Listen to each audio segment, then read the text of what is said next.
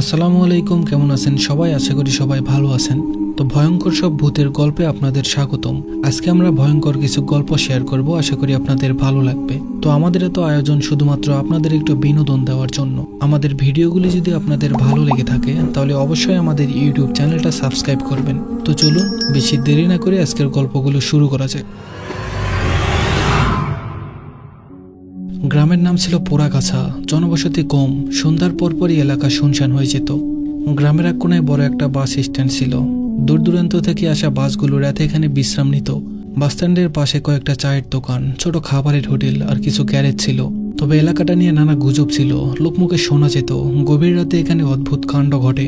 কেউ দেখেছে সাদা কাপড় পরে একটা মেয়েকে, কেউ শুনেছে কান্নার আওয়াজ, আর কেউ কেউ বলতো এখানে মাঝে মাঝে বাসের হেডলাইটের সামনে হঠাৎ করেই কেউ এসে পড়ে, কিন্তু কাছে গিয়ে কাউকে পাওয়া যায় না। আমি এই বাস স্ট্যান্ডের পাশে চায়ের দোকানে প্রায় আসতাম। রাতে বাস ড্রাইভারের গল্প শুনতে আমার ভালো লাগতো। গ্রামের মানুষ আমাকে চিনতো, কারণ আমি শহর থেকে পড়াশোনা করে গ্রামে ফিরেছি বাবার জমি জমা দেখাশোনার জন্য। একদিন রাত 10টার দিকে আমি বাস স্ট্যান্ডে চা খাচ্ছিলাম। পাশের বেঞ্চিতে এক রিক্সাওয়ালা বসেছিল, নাম রাব্বানি। তার রিক্সা একটু দূরে দাঁড় করানো ছিল। শুকনো গায়ের মানুষ, মুখে পানের দাগ, চোখে ক্লান্তি। আমার পাশে বসে এক বাস ড্রাইভার, নাম লাল মিয়া। চায়ের কাপে ফু দিতে দিতে বলল, ভাই এই জায়গাটা ভালো না, কাল রাতেও এক ড্রাইভার নাকি কিছু দেখেছে। আমি হাসলাম আর বললাম, তুমি বুঝি ভূত বিশ্বাস করো? লাল মিয়া গভীর মুখে বলল, বিশ্বাস না করলে কি, নিজের চোখে দেখা জিনিস তো আর অস্বীকার করতে পারি না। রিক্সাওয়ালা রাব্বানি এতক্ষণ চুপ ছিল। এবার সে হঠাৎ করে বলল, আমিও একদিন কিছু দেখেছিলাম। আমি কৌতূহলী হয়ে গেলাম, জিজ্ঞেস করলাম কি দেখেছেন। রাব্বানি চুপচাপ আমার দিকে তাকিয়ে রইল। তারপর ধীরে ধীরে বলতে লাগলো, গত বছর এই সময় শীতের রাত বাসস্ট্যান্ডে যাত্রী নামিয়ে একা ফিরছিলাম। রাত তখন প্রায় 1:30 বাজে। ফাঁকা রাস্তা, বাতাসটা ভারী লাগছিল। হঠাৎ দেখি রাস্তার ধারে একটা মেয়ে দাঁড়িয়ে আছে। লম্বা সাদা কাপড় পরা, চুলগুলো লম্বা, মুখটা স্পষ্ট দেখা যাচ্ছে না। আমি ভেবেছিলাম নিশ্চয়ই কেউ অপেক্ষা করছে, কিন্তু রিক্সা একটু এগিয়ে নিতেই দেখি মেয়েটা আমার পাশে দাঁড়িয়ে আছে। আমার শরীর হিম হয়ে গেল, গলাটা শুকিয়ে গেল। চোখের সামনে মেয়েটা, কিন্তু আমি জানি কয়েক সেকেন্ড আগেও সে অনেক দূরে ছিল। আমি আর দাঁড়াইনি, প্যাডেল মেরে সামনে চলে এলাম। কিন্তু কিছু দূর যেতেই মনে হলো কেউ আমার রিক্সার পিছনে বসেছে। পিছনে তাকিয়ে দেখলাম কেউ নেই, কিন্তু একটা ঠান্ডা বাতাস যেন আমার গায়ে লাগছে। আমি আর পারছিলাম না, জোরে প্যাডেল মেরে স্ট্যান্ডের দিকে ফিরে এলাম। সেদিনের পর থেকে রাতের বেলা আমি ওই রাস্তা মারাইনি। রাব্বানির কণ্ঠে সত্যিকারের ভয় ছিল। আমি হাসলাম না, কারণ তার মুখ দেখে মনে হচ্ছিল সে সত্যিই কিছু দেখেছিল। তারপর কয়েকদিন কেটে গেল, আমি এই ঘটনাটা ভুলেই গিয়েছিলাম। এক রাতে কাজ শেষে বাড়ি ফিরছিলাম, তখন বাজে প্রায় 12টা। আমার মোটর সাইকেলের পেট্রোল কমে গিয়েছিল, তাই ভাবলাম বাসস্ট্যান্ডের পাশে দোকান থেকে এক বোতল পেট্রোল কিনে নিই। বাসস্ট্যান্ডে পৌঁছাতেই দেখি চারপাশে কেমন একটা অস্বাভাবিক নীরবতা। সাধারণত এই সময় কিছু বাস দাঁড়িয়ে থাকে, চায়ের দোকান খোলা থাকে, কিন্তু সেদিন পুরো এলাকা ফাঁকা। একটা বাস দূরে দাঁড়িয়েছিল, কিন্তু আশেপাশে কোনো মানুষ নেই। আমি বাইক থেকে নামতেই শুনলাম খুব হালকা একটা হাসির আওয়াজ, একেবারে মেয়েলি হাসি, কিন্তু কোথা থেকে আসছে বুঝতে পারলাম না। আলোটা একটু কমিয়ে সামনে এগিয়ে দেখলাম।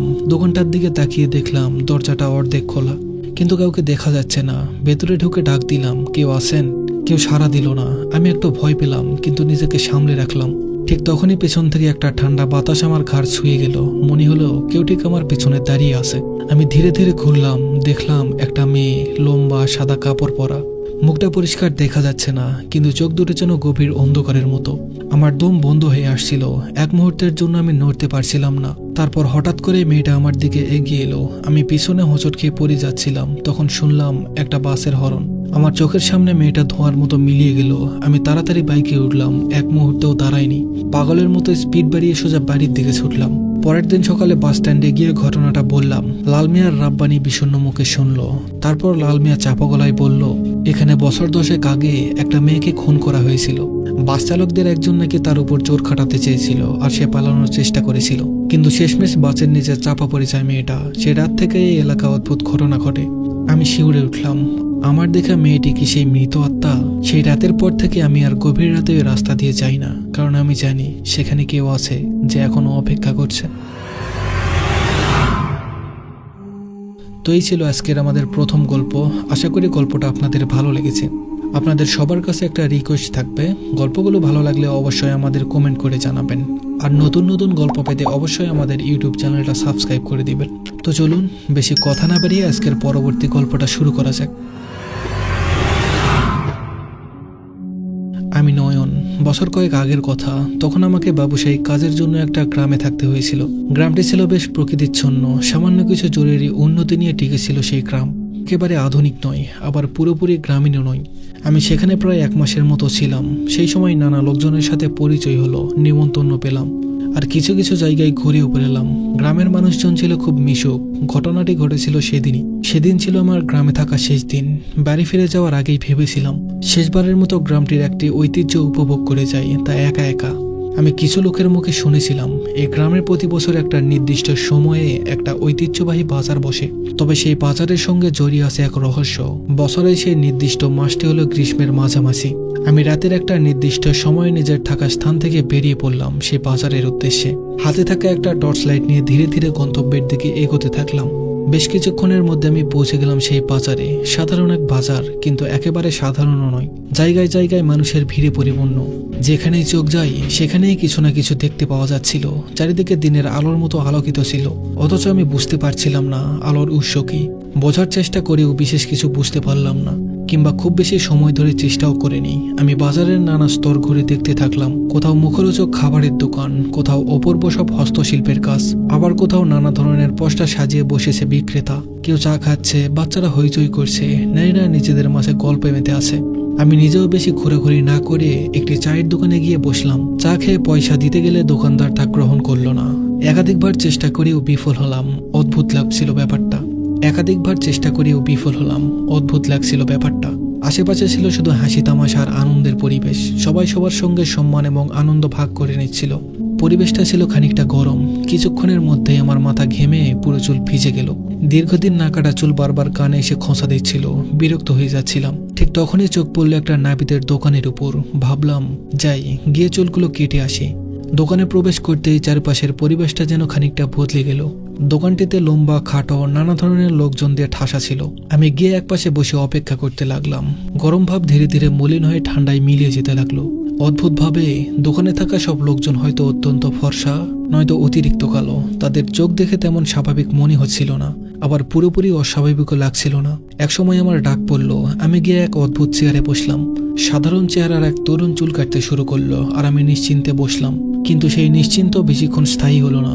চুল কাটার শেষ মুহূর্তে টের পেলাম আমার শরীর থেকে ধীরে ধীরে সমস্ত শক্তি হারিয়ে যাচ্ছে। এই সমস্যাটা আমার বহুদিনের। কখন শুরু হয় আর কখন শেষ হয় তা আমার জানা নেই। কিছুক্ষণের মধ্যে আমার অবস্থা আরো খারাপ হয়ে গেল। আমি ছেলেটাকে থামিয়ে দ্রুত পাশের একটা চেয়ারে গিয়ে বসি এবং হাঁপাতে থাকি। সেদিন কেন জানি সমস্যাটা চরম পর্যায়ে পৌঁছেছিল। কিছুই বুঝতে পারছিলাম না। এত অস্থিরতা, এত যন্ত্রণা আমি কখনো অনুভব করিনি। আমি মনে মনে আল্লাহকে ডাকছিলাম, হে আল্লাহ, আজ বুঝি আমার শেষ দিন। আমার সব পাপের জন্য ক্ষমা করে দিও আল্লাহ। হঠাৎ একজন বলে উঠল, এই তাকে এখানে শুইয়ে দাও, আর কেউ পানি আনো, চোখ মুখে ছিটিয়ে দাও। আমি সম্পূর্ণ শক্তিহীন হয়ে চেয়ারে বসেছিলাম, যেন এক নিথর লাশ। দৃষ্টি ধীরে ধীরে অন্ধকারে মিলিয়ে যাচ্ছিল। হঠাৎ টের পেলাম কেউ আমাকে চেয়ার থেকে তুলে এক নরম বিছানায় শুয়ে দিল। আমার যন্ত্রণা তখনও বাড়ছিল। মনে হতে লাগলো আমার পরিবারকে কি শেষবারের মতো আর দেখতে পাবো না। আল্লাহ, এবারের মতো আমাকে বাঁচিয়ে দাও। ঠিক তখনই আমার চোখে মুখে ঠান্ডা পানির ছিটা পড়ল। প্রথমবারের মতো আমি হালকা চোখ খুলতে পারলাম। সামনে দেখলাম এক বৃদ্ধ আমার মুখে পানি ছিটাচ্ছে। তার শরীর থেকে যেন এক অদ্ভুত মিষ্টি সুগন্ধ আর আলো বের হচ্ছিল। তিনি বলতে থাকলেন, চোখ খুলে রাখো বলছি। কিন্তু আমি আর পারছিলাম না। মুহূর্তের মধ্যেই গভীর অন্ধকারে তলিয়ে গেলাম, যেন অজানা জলের নিচে সাঁতার কাটছি, কোনো রকমে কিনারার খোঁজ করছি। হঠাৎ শরীরে একটা হালকা অনুভূতি টের পেলাম, আর ঠিক তখনই আমার চোখ খুলে গেল। আমি এখনো সেই নাপিতের দোকানেই আছি। আশেপাশে স্বাভাবিকভাবে চুল কাটা চলছে। আমি দোকানের এক কোনায় বিছানায় শুয়ে আছি। আমাকে জাগতে দেখে ছেলেটি হাসি মুখে জিজ্ঞেস করলো, এখন কেমন লাগছে? হ্যাঁ বলতেই সে খুশি হয়ে আমাকে অভিনন্দন জানালো।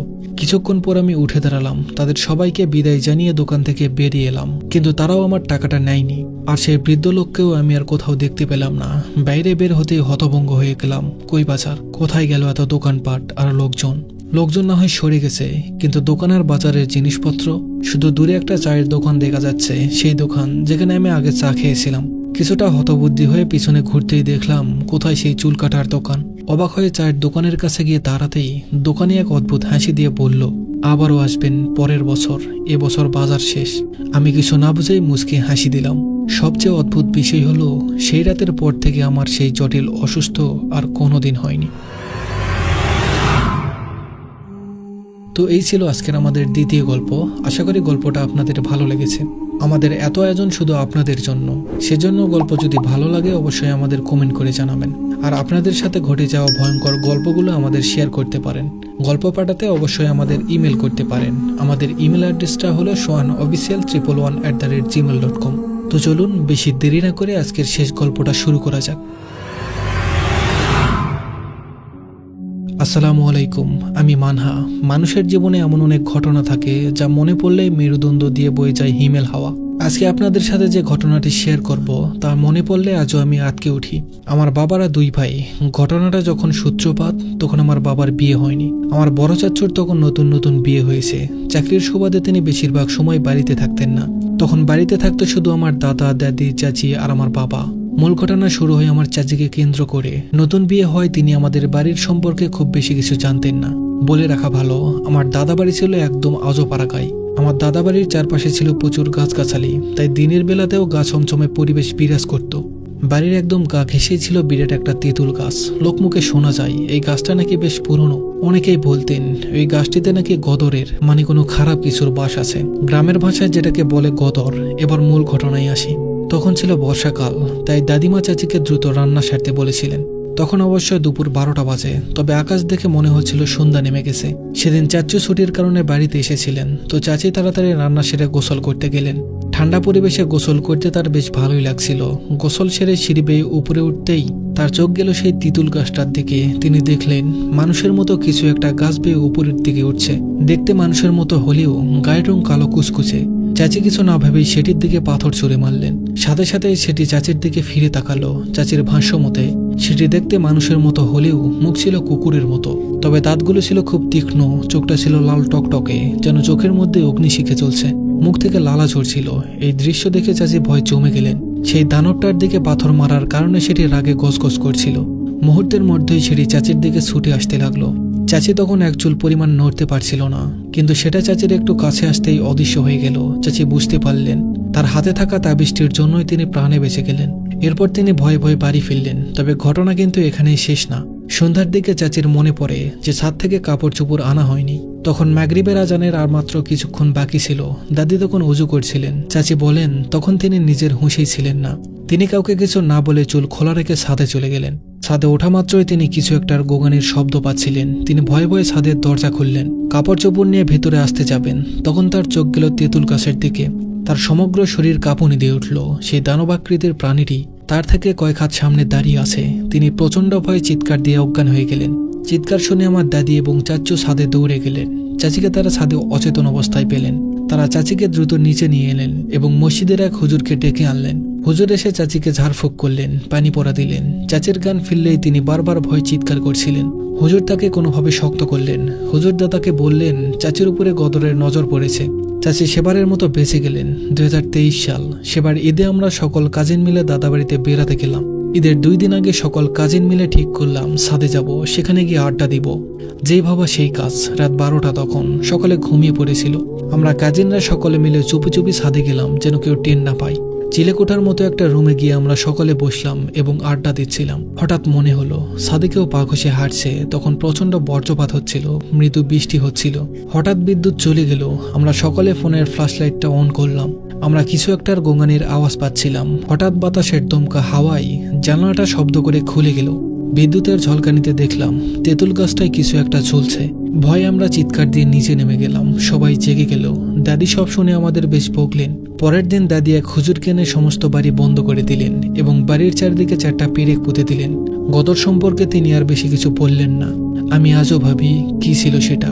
হয়তোবা চাচির দেখা সেই গদরই ছিল। তো এই ছিল আজকের আমাদের গল্পগুলো। আশা করি গল্পগুলো আপনাদের অনেক ভালো লেগেছে। গল্পগুলো ভালো লাগলে অবশ্যই লাইক কমেন্ট করে জানাবেন আর আমাদের চ্যানেলটা সাবস্ক্রাইব করে দেবেন। আর আপনাদের জীবনে ঘটে যাওয়া ভয়ঙ্কর গল্পগুলো আমাদের শেয়ার করতে পারেন। আমরা সেটা সবার মাঝে শেয়ার করব ইনশাআল্লাহ। গল্প পাঠাতে অবশ্যই আমাদের ইমেল করবেন। আমাদের ইমেল অ্যাড্রেসটা হলো sohanofficial111@gmail.com। তো দেখা হবে আবার নতুন কোনো ভয়ঙ্কর গল্প নিয়ে নতুন কোনো ভিডিওতে। সবাই ভালো থাকবেন, সুস্থ থাকবেন। ধন্যবাদ সবাইকে।